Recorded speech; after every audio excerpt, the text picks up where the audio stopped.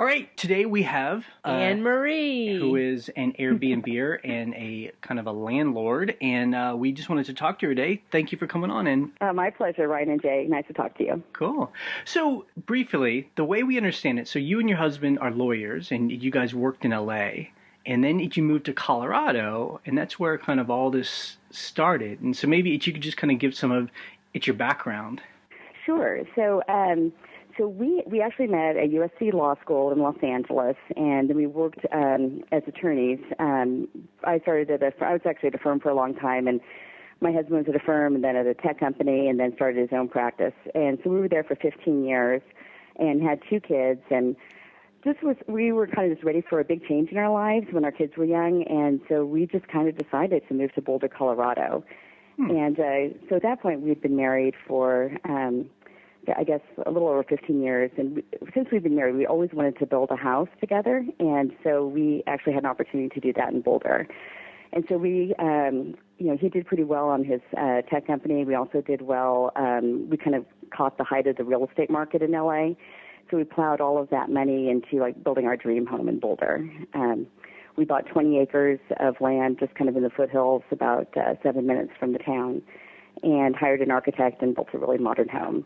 Anyway, so we moved here about 11 years ago and built a large house, and it had a guest room downstairs. It's on 2 levels, and so kind of all the living space is upstairs, and then our architect really kind of talked us into adding the bottom story. So all the excess space is down there. So there's a guest room that has its own private entrance, its own bathroom, its own like nice little patio, and it's really separate from the rest of the house. We didn't really start doing Airbnb till about 7 months ago. And then you also own a second home that is a full-time rental. Is that correct? Yeah, it was actually, we bought that about 6 years ago. And it's kind of an interesting story because at the time, it was right after the big stimulus package, and I was thinking interest rates are going to start going up because, the government's spending so much money. And so I thought, well, where do you want to be when you have a rising interest rate market? And I thought, you want to have a fixed rate mortgage. And so I kind of prompted my husband, like, let's invest in a rental property. And so, it's kind of funny. Interest rates have not gone up. They've gone down, but we still kind of won that bet because Boulder has really taken off as a city. Like, the property values here are just kind of skyrocketing. So it's been a really good investment. And it's right by the University of Colorado, and we rent that to college students. Yeah, that's so smart. It seems like that's a no-brainer right there. Yeah. Yeah, no, it's actually, at one time we had 2 rentals. We just sold one last year. It was very, 3 blocks away from the first rental, and it was a nice house as well, but we just had a lot of issues with it. And my husband's, he was the one that always had to run over there to meet the plumber or meet the electrician, and he just got really sick of dealing with it. So we sold it and kind of helped pay off our HELOC, which we put the down payments on, so we kind of got in a better financial position. I kind of wish we would have held on to it a little bit because the market's only gone up since then, but our other rental that we still have has had no problems, and it's been a really good rental for us. Cool.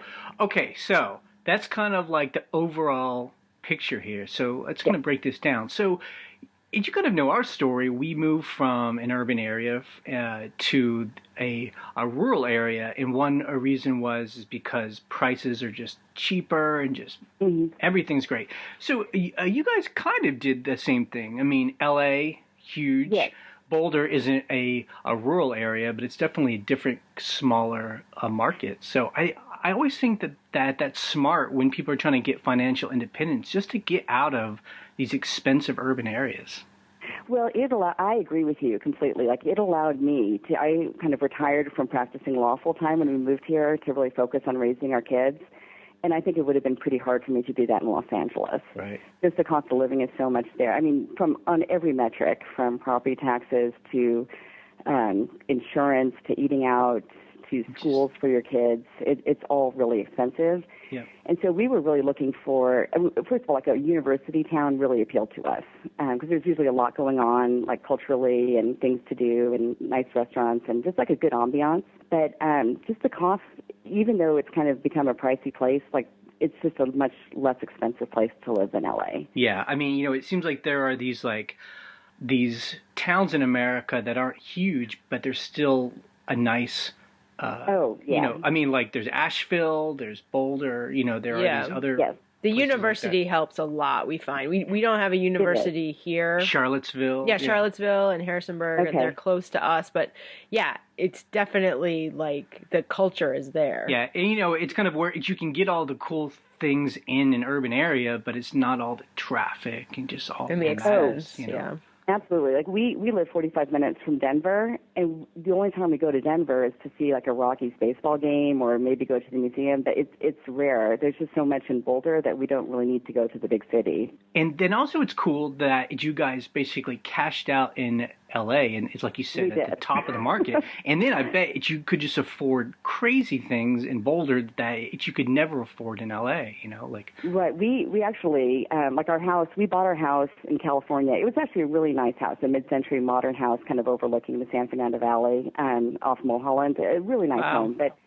home, so we bought that in '98, and I remember at the time our real estate agent said, "Well, you're not getting any deal on this house." We loved it, so we bought it anyway, and we sold it 5 years later when we decided to move to Boulder, and it had doubled in price in 5 years. Yeah. I know. So we bought our property, the land here. We weren't looking to buy 20 acres. It just kind of happened that was one of the pieces of land that was available, and it was actually a really good price, and it was really close to the town. So we kind of thought, what's the catch? And there really was no catch. It was just a downtime in the Boulder market. But we bought that with just putting on a home equity line on a California house. We had so much equity, we could just pay for cash instead of doing a land loan for buying our property. Wow, that's great. Yeah. Yeah, so it was a good time. I mean, we didn't catch the height of the LA market, but, we did pretty well, and we're, not greedy. We were happy with how we did. Yeah, I'm definitely not one to try and like split hairs about when the best time is. I mean, the best time is when it needs to happen. So, Yeah, and I think we also got in a good time in Boulder. The market was kind of down. And in Boulder, there's a lot of building restrictions, and I don't think we could actually build our house today, just given the way the building restrictions have changed. Yeah. So we're glad we did it when we did.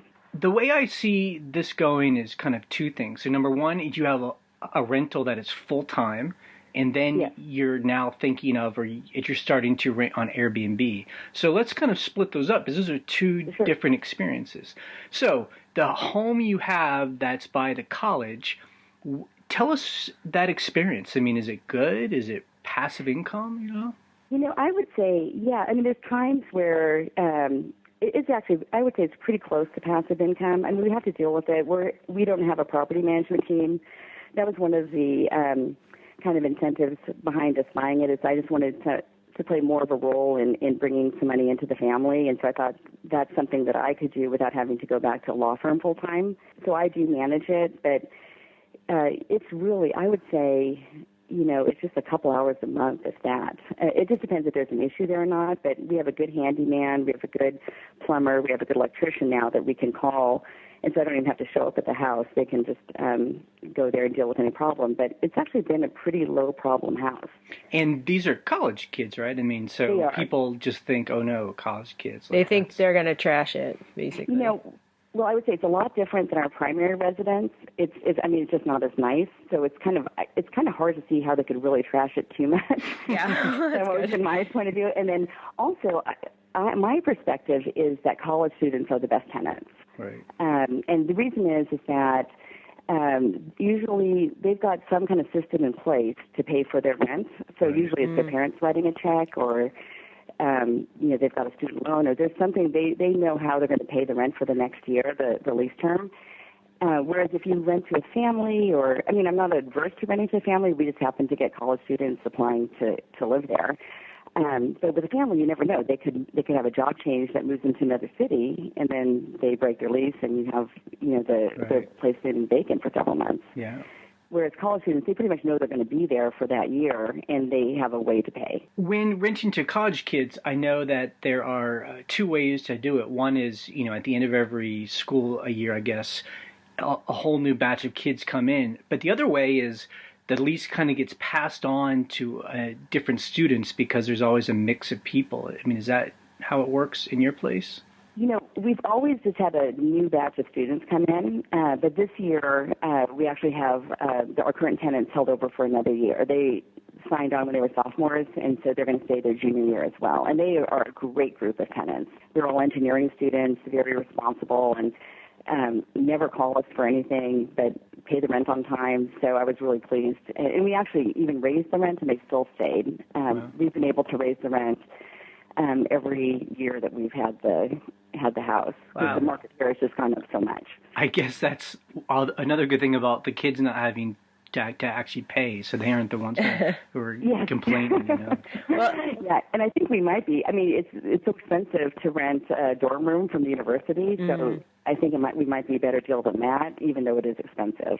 I feel like this is the first time I've ever heard anyone say that college kids were the best tenants, which is... Well, we've only had college students, Ryan. So, I don't have anything to compare it to, but we haven't really had any issues. Like, it's been really good for the most part. And it's certainly like the last year and then this year, they're just such a good group. And so I thought, it is kind of like a first come, first served, as long as they look like good tenants. But we've just been lucky and had good people. And then one last thing on this. So you guys bought this home as an investment, and now, I mean, we did. How long is it going to take for the rent to pay off the actual house? We actually just decided last month, we just paid off the house. Wow. Whoa. Congrats. But we put, we sold that other house for like a pretty big profit last year, that other rental property. And so and it was kind of interesting because we sold that house to someone that's going to be an owner occupied. And that's kind of the trend now in Boulder is a lot of these college rentals are turning over to owner occupied because there's just no inventory on housing and people are looking for a place to live. So that's kind of also upward pressure on the rent as well. Yeah, so my goal is within 6 years to have no mortgage debt at all, even on our primary residence. Yes. That It's a sounds great like goal. us. Yeah. We've been working hard at it, and so Yeah. I'm hoping, knock on wood, hopefully it'll happen. Yeah, I mean, that's our plan as well. I mean, as soon as we get this a rental redone and rented, we're just going to plow all of our profits into paying off our mortgages, and we'd like to be free and clear in about 6 years or so too. So I think that's and that's kind of my early retirement plan. Yeah. Is just to have the income from the rental by the campus, and then just extra Airbnb income as like kind of the base for our expenses, and then just work a day or two a week, if that, as attorneys, just and kind of work semi-retirement through our 50s. What a life. Yeah, that's great. Yeah, and we have money invested too in the stock market, but I don't trust the market. Yeah. Yeah, I know. So I just don't want to even like count on that. Like, just I'd rather like at least with like you kind of know what the rent is going to be, and I'm kind of getting an idea of what the Airbnb income is going to be too. It gives you a better kind of outlook on finances. Yeah, I think that's interesting. It seems like in the financial independent world, people either plow all their money into the stock market or into index funds, or there's us where we're plowing more of our money into it's real estate and a rental income. And it's kind of it's like two ways to do it, and it shows the different personalities, Well, we really do both, but I have to say, like, when I look at our returns on real estate, it's so much better than our returns in the market. Yeah. We kind of caught the worst 15 years in the stock market, but we've done really well on real estate. Yeah. So, thank goodness we've bought and sold houses. Like, that's just really been good for us, and then now renting. So, whereas, like, the market, who knows? I just don't feel like I have any insight into, what's going to happen there.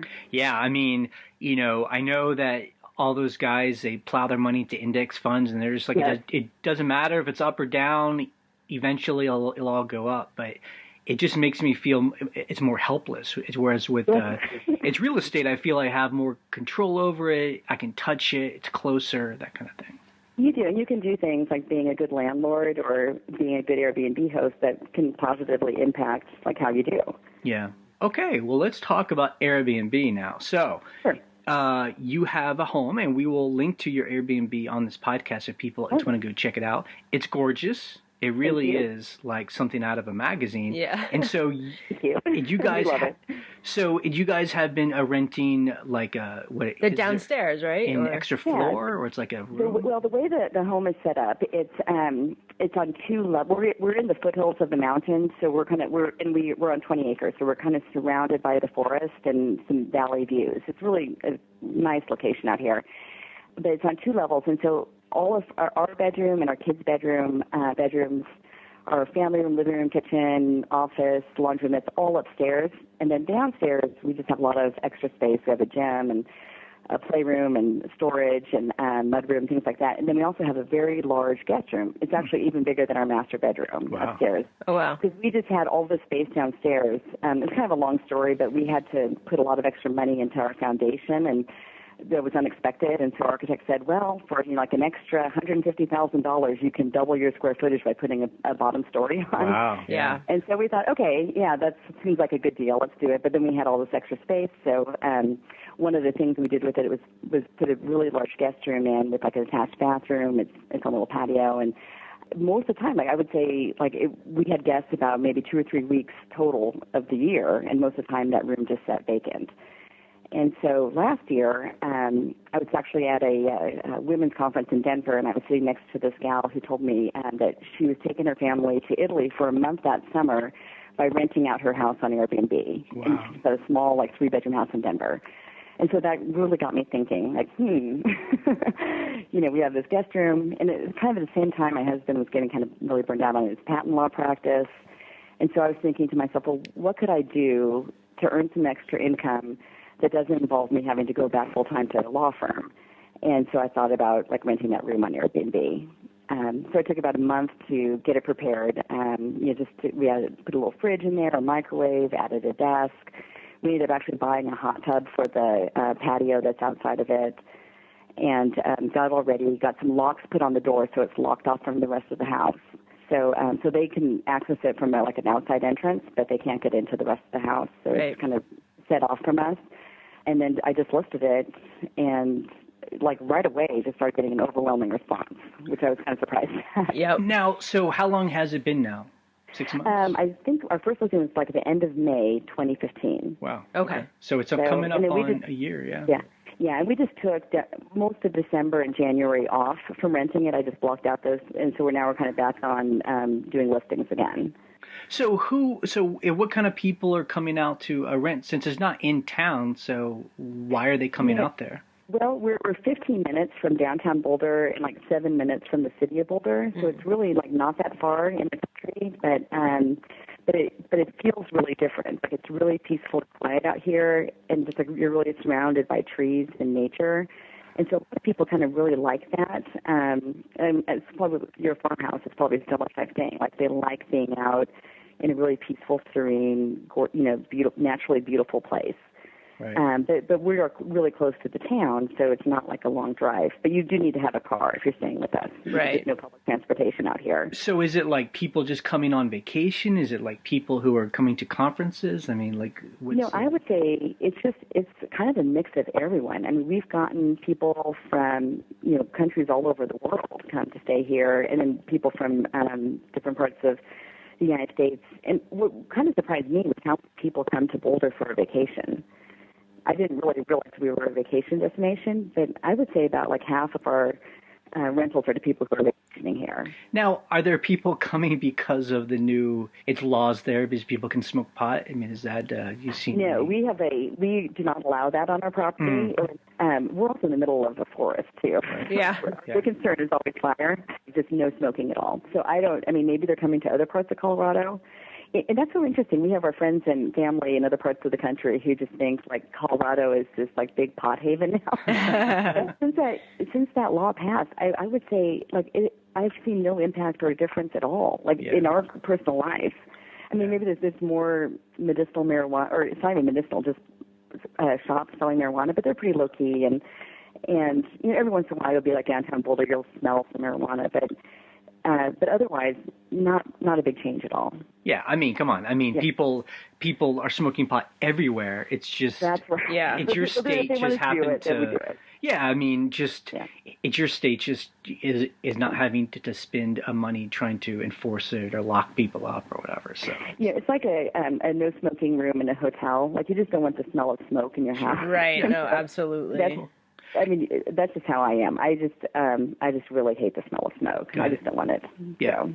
And you guys have that full-time edge rental, a long-term one. So when you did an Airbnb, how did you pick the price to Oh, to look for charge? that? Yeah. Well, I just started. I think I've raised it several times. So I think I started. The first guest we had, I think we rented it for $95 a night, like for a weeknight, and her first comment to me was, "You're listing this place too low."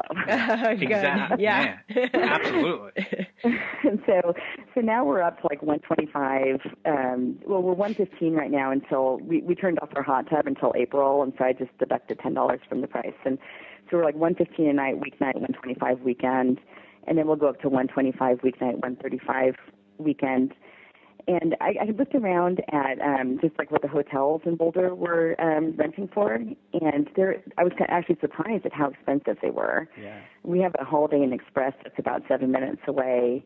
That's just like a regular, nothing special hotel, and it was like 175 to 200 a night. I mean, just to see the pictures of the place that you have, I feel like I would definitely go closer to $200 because you're in the forest. Oh, you have a beautiful home. Hot tub. We're always trying to push our price up as much as possible. I guess I could try. My husband wants me to do that too. He always says, "Oh, maybe we should charge more." It's like, the Airbnb is my business. Let me handle it. Well, I mean, okay. And I'm afraid that. I guess I could try it, but you think like, am I going to get any gas if we have it too high? Well, two things. I mean, like right now, when it goes back on the market, are people? I mean, is it staying booked? We're starting to get bookings. Like I just had someone book for like almost 2 weeks in June. Wow. And so, we get some long-term people too. And another reason you asked like why people come to Boulder, there's all kinds of like different things going on in Boulder that attract people. I know you're going to get to this, but we're renting out our whole house for a week in June to someone that's coming for the Ironman competition this year. Like, I had no idea we were even hosting an Ironman competition. But, now you know. Yeah, but there's stuff like that kind of all the time going on in Boulder. Like this one, the lady that's coming for 2 weeks after this other guy, she's a fitness instructor, and there's like some fitness instructor convention or thing here in Boulder that she's coming for. So we have things going on that just kind of draw people in, and then also people visiting their kids at the university. Right. We get some of this, but not as many as I thought. We have a few people, but not as many as I thought we would have. Yeah, I mean, I think that when people talk about renting on Airbnb, it sounds really cool. But yeah, I think each person has to definitely be honest about, does anyone come to my area? It can't just be anywhere. Mm-hmm. There has to be a reason that people come, Yeah, and in Boulder, it seems, and that it is surprising, but people like to come here for vacation. Although we're only 45 minutes from Rocky Mountain National Park, and then there's lots of great hiking, and if you're a cyclist or things, there's things to do here. But cool. I just live here, so I just didn't think people would choose me. Well, it's the same thing. I mean, we live in like a vacation spot, and sometimes it feels very boring and dull to us. But then we remember people live in, tiny apartments in D.C. and they want to come here. We want to come and see cows and just be someplace where there's... We do offer a nice contrast to the city. Yeah.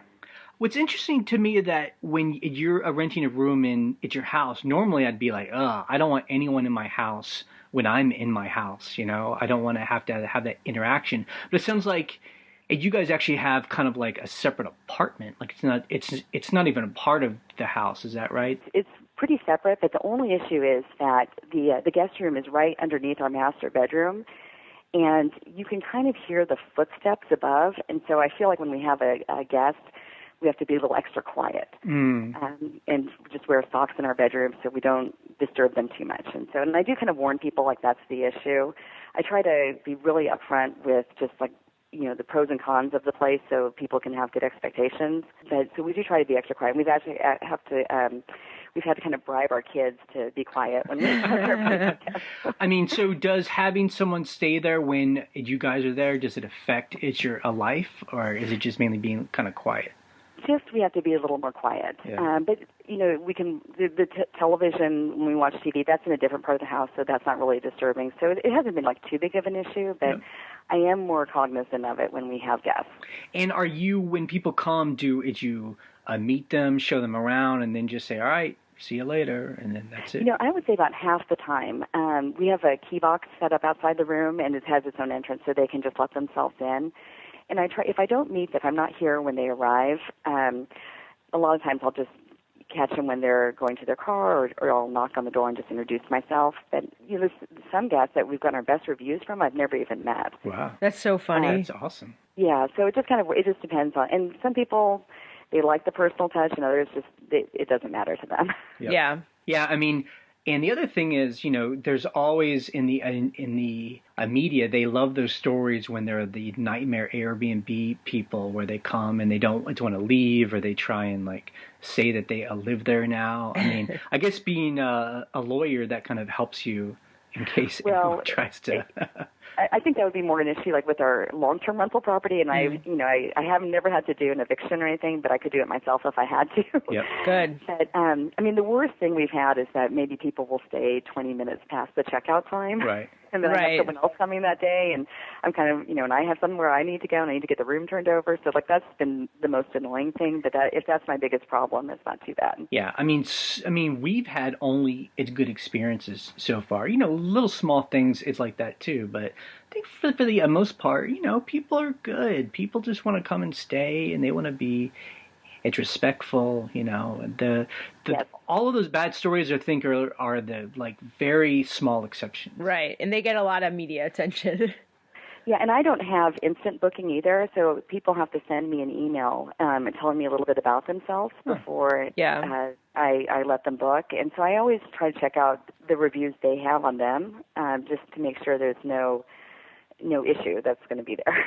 Yep. Now, so since you did it last year, so I guess during the fall or whatever, how booked are you? Are you booked 25 days out of 30, 10 out? In October, I was actually really surprised. We had, I think, 23 out of the days booked, and I had 2 of the weekends blocked off.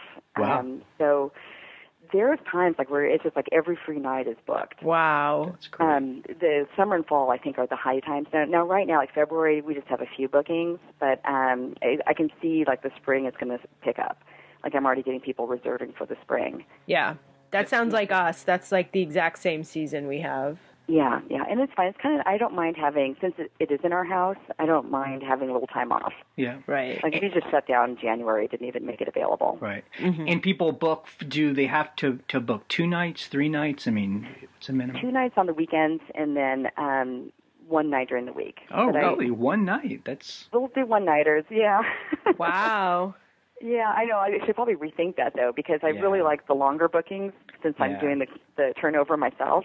We don't like to do one nights because for us it's not worth it to clean the whole house after one night. Yeah, I mean, although cleaning a bedroom is different than cleaning a whole house, though, I'm sure. Yeah, it takes me an hour and 15 minutes to kind of turn over the room. Right. Well, that's not bad. But that's if I'm really hustling. Right. Yeah. I mean, so think about that. If you raise your price to closer to $200, and if you rented 20 nights, I mean, that'd be $4,000. I mean, that's some real money right there. Oh, you sound just like my husband. Yeah. Right. Jay's always doing the numbers. He's like, if I have to be quiet, I need to get paid for this, Yeah, no, we'll see. I may end up raising it a bit. I also really do want to be able to provide people with a good value. Yeah. But we may I'll look at it. No. I mean, no, I think that's smart. It's just we're always big about not undervaluing something. I mean, so are you comparing prices to other Airbnbs? Well, I did not so much on the guest room, but we just recently listed the whole house to rent when there's a few weeks where we're going to be gone on vacation during this year. Mm-hmm. And so when I was trying to figure out how much to charge a night for the whole house, I kind of looked at just comps in the vicinity and just to see what people were doing. And so again, we're probably even under listing on that, but I feel comfortable with where we listed, and it's actually pretty aggressive. I mean, we're listing it for $700 a night. Yep. Yeah. That's pretty. But we already have a week booked, and so there you go. It's a big house. But some of the houses that we're renting for $700 a night. I mean, some were nice, but some were I was kind of shocked. Right. Yeah. Right. Well, I mean, some people are putting their houses on, and it's just like a simple a ranch house. But I mean, again, you guys have a really nice home that's kind of in the hills, so that's a big plus. Yeah, and that's one of my ideas, so we'll see if we do this, but our youngest daughter is 4.5 years away from going to college, and then it'll just be my husband and I. And one thing I really would love to do more of is travel. And so my idea is to just put the whole house on for most of the year, and if someone wants to rent the whole house for a week, like with a week minimum, then we'll just take a trip. That's Wow. so great. Now, okay, here's my thing. Renting Okay. our house, we've thought about it, like the house Yeah. where our stuff is in. I mean, Yes. it seems very delicate. I mean, how do you deal with that? Like all of your All of stuff your is there. I personal mean, how do you feel about things. people in your house? I mean, that kind of thing. Well, in the past, we've done a couple of home exchanges, and they were fine. I mean, I look at I guess I'm not like totally attached to all of my stuff. What we're going to do is anything valuable, we're going to put in a locked closet, Yep. and we have a fireproof safe, and Yep. so we'll just kind of put anything that I would be concerned about, like my jewelry and things like that. But all the other stuff, I just it's not anything like I'm super Right. attached to. Yeah. Yeah. Put a big security deposit on too. So, and I guess it's just the cost benefit analysis. Like the reward looks pretty good for the potential downside. Yep. I mean, plus that that its price point is you'll probably be attracting some people who are not going to be the kind of people who are going to be, taking out the the electronics. I mean, out for of your house. $700 a night, you're thinking they're going to treat our house right. Yeah. I mean, Yeah, and you get a sense of people from emailing them back and forth. Like, so this is our first time renting the house. We're renting for this Ironman competition, and there's this guy coming up from Costa Rica, and so I was emailing him back, and I kind of let him know, it's like, well, this is the first time we're renting our whole house on Airbnb, and so just want to make sure you'll take good care of it. And he was really reassuring in the email back. And, you kind of get a sense for people, and I feel like he'll probably do a pretty good job taking care of it. I don't know about you, but our house, I think we're tidy people, but we have a lot of stuff lying around. I mean, is there going to be where you have to really kind of clean and like all the normal day-to-day stuff has to get picked up and put places? I mean, is that going to be a big task? Well, I think let me put it this way. So I actually like to keep a really clean house to begin with. Yep. But this has forced me to get into the closets Yep. and really go through stuff, throw a lot of stuff away, really get everything like super clean. And Yep. so it's kind of a bonus for me that I'm going to get my whole house in good shape. Right. Yeah. Yeah. No, that's very true. So it's a motivator, that's for sure. Now, when you rent your whole house, I mean, so right now you're just going to rent it when you guys are actually have a trip planned, but in the future you're going to rent it it's whenever someone plans to book for a week. That's kind of my idea, Wow. and see how that goes. Yeah, I mean, I don't think we could spend $5,000 a week traveling, so it would be like making money while we're taking a Yeah, trip. it's like you guys could even just go, a state over or something, and just We could. I mean, we actually have lots of friends and family in LA, and for us that's a 2-hour flight. Wow. Which it'd be great to visit them more. So Wow. that's always an option. We could always just even stay in a hotel in Denver and just try something new there. Yeah, absolutely. It's It's such a cool idea, though. Yeah, you could even just get a fancy hotel in Boulder, even. It's just like in just- town. Yeah, and we actually have lots of friends here with guest rooms that have invited us to stay here. Yeah. That's so funny. So Yeah. I think we'll figure it out. So. Yeah. I mean, especially too, I think the important part of this is that you guys are building a life where you have that flexibility. If you were working or at jobs, I mean, it's different to have, being kicked out of your house a week here and a week there. Yeah, no, I think it's just going to be a different kind of lifestyle, when we're empty nesters. And really, one of my big goals is to travel a lot more. And so this is a way to kind of finance all of that. And how do your friends think about this? Do they think it's weird? Do they think it's cool? I think our kids were the hardest ones to convince. Yeah. They were not on board at the beginning, but they're kind of more on board now. Yeah. But most of our friends just think it's, when they hear how much I made last year just renting out the guest room, they're really surprised and kind of wish they could do it too. Wow. If they had a house configured that way. Yeah. Yeah. Yeah, because I think it does take a special kind of house that can handle a guest. It's without, the guest being actually in the house itself and kind of hanging out with That's you. definitely true. Yeah. Yeah, that's a huge That would be difference. kind of weird. Yeah, because, it really does sound like kind of like the old school way when, people would have big houses and they would rent out rooms. I mean, it seems like all that's kind of coming back in a way. Oh, one thing I'll mention too, Ryan and Jay, is that there's a real benefit to renting either a room or your whole house out, is that you can offset a lot of your house expenses against Airbnb income.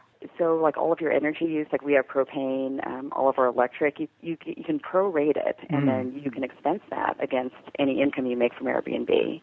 So like, for example, if we rented our house for a month, a year, we could take 1/12 of any kind of common expense for the house and use that to offset the income we would make from that month. Oh, absolutely. Yeah, that's so smart. So it's not like ordinary income. It's actually much better than ordinary income because it allows you to do a lot of expensing. Yeah. Yep. When we started to run our own lives, its businesses, we learned about the magic of expenses. Yeah. Deductions. Yep. I mean, when we were working for other people, there's really no deductions really. And then now I'm like, oh, this is how business people do it. They just like expense everything. It's great. Yeah. It is. It's much better than just being like the worst place to be is a W-2 wage earner. Right. Exactly. Yeah. Unless they have it's 401k, it's matching program, and I guess that's the only upside. That's true. But I've never had that, so. Yeah. Yeah, exactly. Me either. Cool. So is there any other advice that you would give people to thinking about renting on Airbnb? Any? One of my kind of personal mantras is happiness equals reality minus expectations. And so I think you just have, when you're a host, is just you want to exceed expectations and you don't want to oversell the place. And you want to, if there's any kind of issue, like we have that issue of like maybe you'll hear some footsteps, I just warn people in advance, like we're upstairs and we'll try to keep it quiet, but you may hear a few footsteps now and then. So I think just like managing expectations is a big thing if you're a host. And then I try to do things like I leave a bottle of wine and a little basket of snacks, things like that, just that are nice little surprises for the guests. And so then I get a lot of reviews where people will say, this place is really undersold. And I mean, that's the kind of review you want to have. Yeah. Absolutely. I think that's a very good way to put it. I think we try and make it nicer than what people expect. And because, and we've stayed in some Airbnbs where it looked like someone just went down to the Salvation Army and just picked up a bunch of stuff. It's for cheap furniture and it's all just mixed up and it just feels kind of cheap. And so an afterthought. Yeah. And you probably experience this too, but for me, it's a lot of your personal energy and time that goes into this, and it's not just the money. It's really nice to get a good review. Yeah. Yep. Yeah. And so that matters to me. Like I really like getting good reviews. I mean, it makes me feel like my time is valued and I'm giving someone a really good experience. Right. And I think that's the thing that's not like your long-term, at long-term, you're a landlord, but on Airbnb, it's more hospitality, Right. That is definitely true. Although even on my long-term rental, I try to, I bring Christmas cookies to my tenants. Oh my God, you're the best landlord. So I try to have a very good relationship with my tenants. Yeah. It's just better for everyone. Yep. Yeah. You're like they're a second mom, coming in. Not quite that. She's like, not so much. Yeah, I'm teasing. I've got 2 kids here, but but just you want it to be like a really positive thing. Yeah, so, absolutely. And little gestures can go a long way. Yeah, it's a human thing, and that's what I think it makes it work. Cool. Well, thank you for talking to us today. This was really interesting for us. Well, truly my pleasure. And I hope we get to stay in your place sometime. Yeah. It just looks so beautiful. I'll send you a special offer if you want to come here. Yes. All right. Thanks. Okay, thank you. Bye-bye.